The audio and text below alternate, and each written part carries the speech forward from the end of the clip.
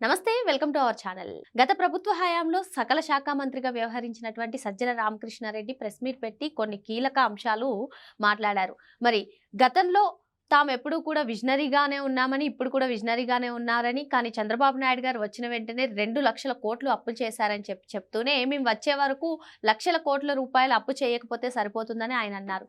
ఇంతకీ ఏంటి వీళ్ళు 3 ఏళ్ల తర్వాత మేమే అధికారంలోకి వస్తామని చెప్పి ఒక పక్క సజ్జల రామకృష్ణారెడ్డి, మొన్న జగన్మోహన్ రెడ్డి పెట్టినటువంటి ప్రెస్ మీట్లో ఆయన కూడా మేమే అధికారంలోకి వస్తాము, టెండర్స్ అన్ని క్యాన్సిల్ చేస్తాం, కాంట్రాక్టర్స్ని కూడా తొలగిస్తామని ఆయన చెప్పడం, మొత్తానికి వైసీపీ వ్యూహం ఏంటి, ఈ 3 ఏళ్ల తర్వాత వాళ్ళే వస్తామని చెప్పి కుండబద్దలు కొట్టడం ఏంటి, ఇటువంటి అంశాలన్నీ కూడా చర్చించడానికి మనతో పాటుగా ఉన్నారు సీనియర్ జర్నలిస్ట్ డివి శ్రీనివాస్ గారు.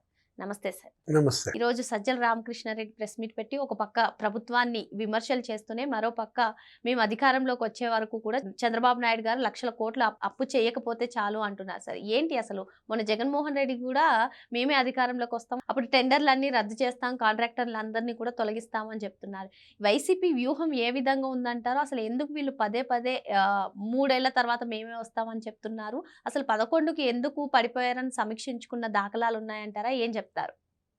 ఏమన్నాడు సజ్జల బుగ్గన? మేము గనక అధికారంలోకి వస్తే రోడ్లు తవ్వేస్తామన్నాడా? మేము గనక అధికారంలోకి వస్తే నువ్వు కట్టిన బిల్డింగ్లని కూల్చేస్తామన్నాడా? పాడు పెడతామన్నాడా?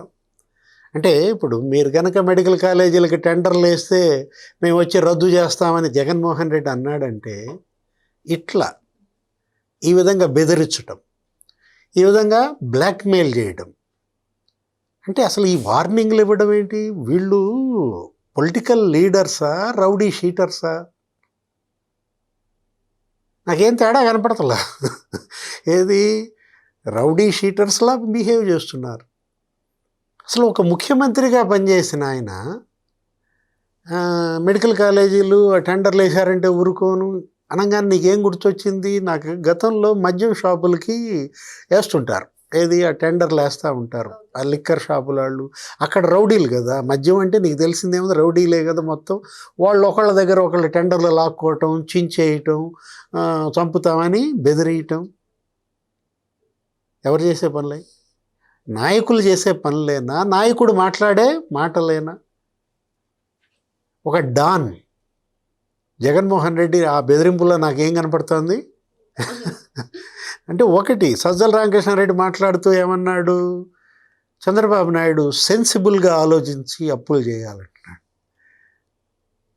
అక్కడెవరు? చంద్రబాబు నాయుడు. చంద్రబాబు నాయుడికి పాఠాలు చెబుతోంది ఎవరు?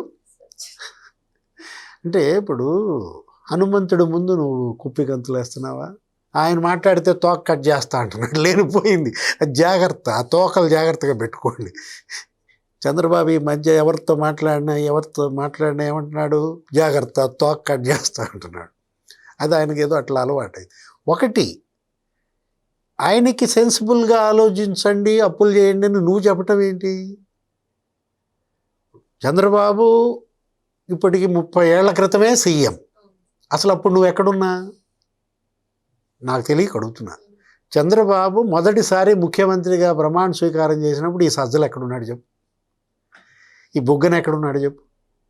అంటే మీరు ఆయనకి పాఠాలు నేర్పుతున్నారంటే జగన్మోహన్ రెడ్డి నీ దగ్గర ఆయన నేర్చుకోవాలా? విజనరీ. ఇప్పుడు ఒకటి, అదే కదా ఆయన ట్రాక్ రికార్డు. ఆయన ప్రధానమంత్రి వాజ్పేయితో కలిసి పనిచేశారు, ఇప్పుడు నరేంద్ర మోడీతో కలిసి పనిచేస్తున్నారు. సుదీర్ఘ రాజకీయ జీవితం, 47 ఏళ్ళు, 9 సార్లు శాసనసభ్యుడు, 15 ఏళ్ళు ముఖ్యమంత్రి, 15 ఏళ్ళు ప్రతిపక్ష నాయకుడు. ఆయన తిప్పలు ఆయన పడుతున్నాడు. ఏంటి? కాళ్ళు పట్టుకుంటున్నాడు, గడ్డాలు పట్టుకుంటున్నాడు, అటు కేంద్రం నుంచి నిధులు తెస్తున్నాడు, విదేశాలకు వెళ్తున్నాడు. రండి మళ్ళా ఆంధ్రప్రదేశ్లో పెట్టుబడులు పెట్టండి, ప్రతి ఒక్కడిని బతిలు ఆడుకుంటున్నాడు. దానికి నిజంగానే మరి కనపడుతోంది, వస్తున్నారు. ప్రధాని మోడీ బ్రహ్మాండంగా ఇక్కడ 2,00,000 కోట్లతో శంకుస్థాపనలు చేశాడు, ఇక్కడ 1,00,000 కోట్లతో శంకుస్థాపనలు చేశాడు. అక్కడ ఆర్సిలార్ స్టీల్ మిట్టల్ కంపెనీ ఎక్కడ? అనకాపల్లిలో. ఇక్కడ కడప స్టీల్ ప్లాంట్ జిందాల్. ఇటు పోర్టులు అభివృద్ధి అవుతున్నాయి. ఇప్పటికే 6 పోర్టులు ఉన్నాయి, ఇంకో 4 పోర్టులు కంప్లీట్ చేసేస్తున్నారు. అసలు 20 పోర్టులు డెవలప్ చేయాలని పెట్టుకున్నారు. లాజిస్టిక్స్ హబ్గా ఆంధ్రప్రదేశ్ మారుస్తున్నారు. సార్ మీరు చెప్పినట్టుగా కూటమి అధికారంలో ఒక పక్క అభివృద్ధి, ఇంకో పక్క సంక్షేమంతో రాష్ట్రం ముందుకెళ్తుంది.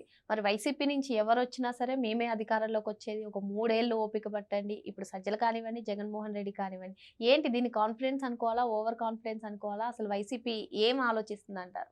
కాన్ఫిడెన్సా, ఓవర్ కాన్ఫిడెన్సా? వీళ్ళకి తెలిసింది, వీళ్ళకి వచ్చింది విధ్వంసం, డిస్ట్రక్షన్, నాశనం చేయటమే కదా, కూలగొట్టడమే కదా వీళ్ళకి తెలిసింది. అంటే పారిశ్రామికవేత్తలను బెదిరిస్తారు. ఇప్పుడు వాళ్ళకు కూడా మళ్ళీ రేపొద్దున ప్రెస్ మీట్ పెడతాడు జగన్మోహన్ రెడ్డి, జాగ్రత్త ఇన్వెస్టర్స్, ఇండస్ట్రియలిస్ట్, మీరు కనుక ఆంధ్రప్రదేశ్లో పెట్టుబడులు పెట్టారంటే నేను వస్తా, మొత్తం మళ్ళీ ఆక్యుపై చేస్తా, తరిమేస్తా అని చెప్తాడా? చూసావా ఇలాంటి పార్టీని కానీ ఇలాంటి నాయకుడిని కానీ ఎప్పుడన్నా ఎక్కడన్నా? ఇప్పుడు వైసీపీ నేతలందరూ కూడా కూటమికి సవాల్ విసురుతున్నారా సార్? ప్రజలకి సవాల్ విసురుతున్నారా? రాష్ట్ర అభివృద్ధికి సవాల్ విసురుతున్నారా? ఏ విధంగా అర్థం చేసుకోవాలంటారు? బుస కొడుతున్నారు, కాటేయాలని చూస్తున్నారు. ఇప్పటికే అనేక కాట్లు వేశారు. 5 ఏళ్లలో జగన్మోహన్ రెడ్డి అంటే ఒక విష సర్పం లాగా. ఏది అసలు ఎందుకు ఒక అనకొండ అంటారు, అవినీతి అనకొండలు అన్నట్టుగా. అసలు ఇప్పుడు ఒకటి మీకు అవకాశం జనం కనుక ఇవ్వకపోతే వాళ్ళ తప్పు. జనాన్ని అప్పుడు నువ్వు బ్లేమ్ చేయొచ్చు, అరే మమ్మల్ని ఎందుకు గెలిపించలేదని వాళ్ళని అడగచ్చు. వాళ్ళు నిన్ను నెత్తిమీద పెట్టుకున్నారు, చంద్రబాబుని నెత్తిమీద పెట్టుకున్నారు. నీకు 151 సీట్లు ఇచ్చారు, ఆయనకి 164 సీట్లు ఇచ్చారు. నువ్వు సమర్థుడు అయితే ఆ 151 నిలబెట్టుకునేవాడు. కనీసం మీ నాన్నలాగా పాస్ మార్కులన్నా తెచ్చుకునేవాడు. వాళ్ళ నాన్న అనేవాడు అప్పట్లో, రాజశేఖర్ రెడ్డి 2004లో గెలిచాడు, సీఎం అయ్యాడు. 2009లో ఏమన్నాడో తెలుసా? గెలిచినాక జస్ట్ పాస్ అయ్యానన్నాడు. ఇప్పుడు నువ్వు పాస్ కాదు, నువ్వు అట్టర్ ఫెయిల్ అయ్యావు, అట్టర్ ఫ్లాప్ అయ్యావు. అదేమంటే సూపర్ సక్సెస్ కాదు, అది సూపర్ హిట్ కాదు, super 6, super flop, utter flop అంటాడు. వాళ్ళు అభివృద్ధి చేస్తున్నారు.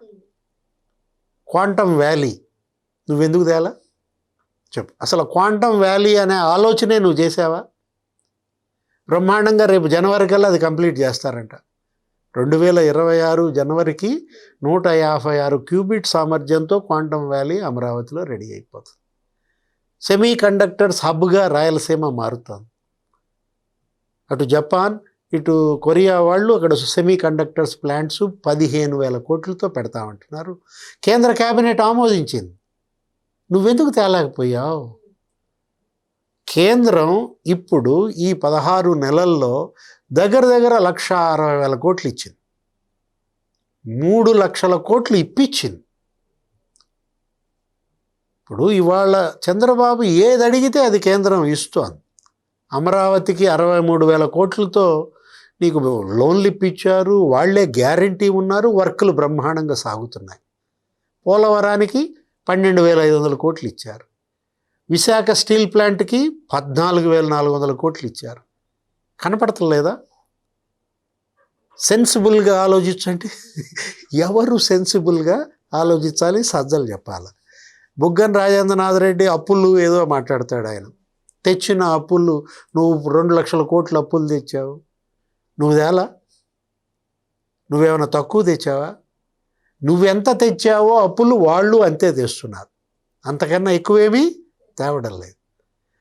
జగన్మోహన్ రెడ్డి హయాంలో అమ్మ 5 ఏళ్లలో 7.5 లక్షల కోట్ల అప్పులు చేశారు. అంటే వాళ్ళు చెప్పేదేమో బడ్జెటరీ లోన్స్ గురించి మాట్లాడతారు, ఆఫ్ బడ్జెట్ లోన్స్ దాచిపెడతారు. టేబుల్ కింద వాళ్ళకి బాగా అలవాటు. ఇప్పుడు మొత్తం బడ్జెట్ లోన్స్ కానీ ఆఫ్ బడ్జెట్ లోన్స్ కానీ అంతా 7.5 లక్షల కోట్లు అప్పు చేశారు. అంటే సంవత్సరానికి 1,50,000 కోట్లు. వీళ్ళు అంతే, వీళ్ళంతకన్నా ఎక్కువ చేశారా? నువ్వు చేసిన అప్పులు ఏం చేశావు? రోడ్లు వేసావా? వేయలా. వేయకపోగా తవ్వేసావు, చెడ్డ పేరు తెచ్చావు. కేసీఆర్ ఎగతాళి చేశాడు, కేటీఆర్ ఎగతాళి చేశాడు. డబల్ రోడ్డు ఉంటే తెలంగాణ, సింగిల్ రోడ్డు ఉంటే ఆంధ్ర అన్నారు. రోడ్లన్నీ గుంతలే, జాగ్రత్త, మాకు గనక ఓట్లు అయిపోతే ఆ గుంతల రోడ్లో తిప్పుతామన్నారు తెలంగాణ వాళ్ళు. ఇంత చెడ్డ పేరు తెచ్చాడు. బిల్డింగులు పాడు పెట్టాడమ్మా. చంద్రబాబు కట్టిన టిడ్కో బిల్డింగులు పాడుపెట్టాడు. రాజధానిలో వేసిన రోడ్లు తవ్వేశారు. పేదల ఇళ్ళు ఒక్కటి కంప్లీట్ చేయకపోగా స్కామ్స్. ఆ తోపుదుర్తి ప్రకాష్ రెడ్డి ఏదో రాఖీయా అదేదో కంపెనీ పెద్ద స్కామ్ విజిలెన్స్ విచారణలో మొత్తం బయటకు వచ్చింది. 100 కోట్లు పేదల ఇళ్ళ డబ్బు మెక్కేశారు. ఏమంటాడు సజ్జల? చంద్రబాబు ఆయన జేబు నింపుకుంటాడు, కార్పొరేట్ల జేబులు నింపుతాడంటాడు. నీ జేబు సంగతి ముందు చూడు. ఆల్రెడీ సిట్టు నీ కొడుకుని ఇవాళ లేపోయి ఎత్తుతోంది.